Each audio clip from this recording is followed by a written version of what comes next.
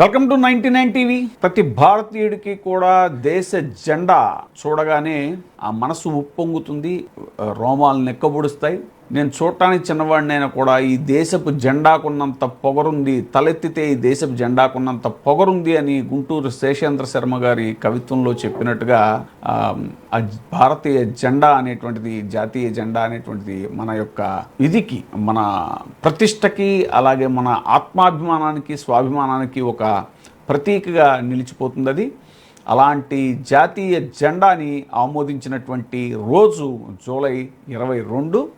ఒక జెండా, ఒక జాతి, ఒక చరిత్ర. ఒక దేశం పుడితే ముందుగా దానికి ఒక పేరు ఉంటుంది, ఒక రాజ్యాంగం ఉంటుంది, ఒక ప్రభుత్వం ఉంటుంది. కానీ వీటన్నిటికంటే ముందుగా ఆ దేశాన్ని ప్రపంచానికి పరిచయం చేసే ఒక గుర్తు ఉంటుంది. భారతదేశానికి ఆ గుర్తు మన త్రివర్ణ పతాకం.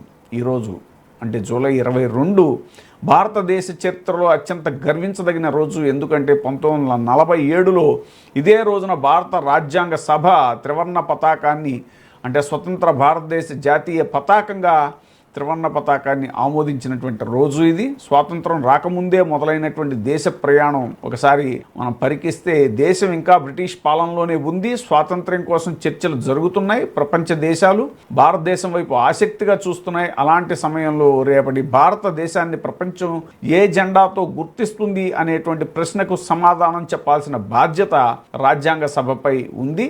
అలా జూలై 22న తీసుకున్నటువంటి గొప్ప నిర్ణయం భారతదేశానికి శాశ్వత గుర్తింపును ఇచ్చింది. ఒక రైతు కుమారుడి ఆలోచన జాతి గౌరవంగా మారింది. మన త్రివర్ణ పతాకం వెనక ఒక తెలుగు వ్యక్తి కళ ఉంది. ఆయనే పింగళి వెంకయ్య గారు. జెండా అంటే కేవలం రంగుల సమాహారం కాదు, అది ఒక దేశం ఆత్మని ప్రతిబింబించాలి అనే ఆలోచనతో ఆయన ఎన్నో సంవత్సరాలు పరిశోధించారు. ప్రపంచ దేశాల జెండాలను అధ్యయనం చేశారు. భారతదేశ వైవిధ్యం, సంస్కృతి, స్వాతంత్ర్య స్ఫూర్తి అన్నీ ప్రతిబింబించే రూపకల్పనని సిద్ధం చేశారు.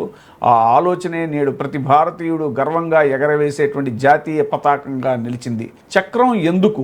మధ్యలో ఉండేటువంటి అశోక ధర్మచక్రం అంటాం మనం. అది ఎందుకు అంటే మన జెండాలో అత్యంత ఆకర్షణీయమైనటువంటి భాగం మధ్యలో కనిపించే నీలిరంగు అశోక చక్రం. అది అలంకరణ కోసం కాదు, అభివృద్ధికి శత్రువు. నిరంతరం ముందుకు సాగడమే మన జీవితం. నిలిచిపోవడం అనేటువంటిది అభివృద్ధికి శత్రువు. నిరంతరం ముందుకు సాగడమే జీవితం అనేటువంటి సందేశాన్ని ఈ చక్రం మనకు ప్రతిరోజు గుర్తు చేస్తుంది. 24 ఆకులు, రోజులోని 24 గంటలు, ప్రతి క్షణం ధర్మబద్ధంగా, నిజాయితీగా, చురుకుగా జీవించమని చెబుతాయి. రంగుల గురించి మాట్లాడుకుంటే మన జాతీయ పతాకం మాట్లాడగలిగితే పైభాగంలోని కాషాయం ఇలా చెబుతుంది, దేశం కోసం అవసరమైతే త్యాగం చేయి. మధ్యలోని తెలుపు ఏం చెప్తుందంటే సత్యాన్ని ఎప్పుడు విడిచిపెట్టకు అని చెబుతుంది. కింద ఉన్నటువంటి ఆకుపచ్చ గుర్తు ప్రకృతిని ప్రేమించు, అభివృద్ధిని అందరికీ పంచు అని ఈ 3 సందేశాలను ఒకే తాటిపై నడిపించేది ధర్మచక్రం. ఎందుకు ప్రతి భారతీయుడికి ఇది భావోద్వేగం అని అంటే, సరిహద్దుల్లో ఒక జవాను ప్రాణాలు అర్పించినప్పుడు అతని పార్థివ దేహంపై కప్పేది ఇదే జెండా. ఒలింపిక్స్ లో భారత క్రీడాకారుడు బంగారు పతకం గెలిచినప్పుడు అత్యంత ఎత్తులో ఎగిరేది కూడా ఇదే జెండా. అంతరిక్షంలో భారత విజయాన్ని ప్రపంచానికి పరిచయం చేసే సూచిక కూడా మన జాతీయ జెండా. కోట్లాది మంది భారతీయుల గర్వాన్ని ఒకే వస్త్రంలో మోసేది మన త్రివర్ణ పతాకం.